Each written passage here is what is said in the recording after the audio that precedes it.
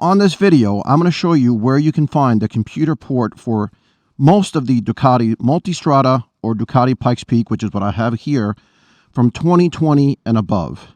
I have searched everywhere online and I could not find any clear video that shows where this computer port is, and that's why I'm doing this video. Let me show you where it is right now. So that right there is the computer port. It is underneath the seat of your Ducati Multistrada or Pikes Peak. This is the 2024 Pikes Peak that I have here. Really simple. You pull this piece out. This white piece comes out and there's a 6-pin there. And that pin is the one that connects to your diagnostic tool or any tool that you want to plug in to do any kind of upgrade and or just look at all of the different diagnostics that these bikes have to offer. I couldn't find anywhere online that showed clearly where this was. I did a bunch of research and some of it said it was underneath here. I looked there. I didn't find it there first. But there you have it. Really simple.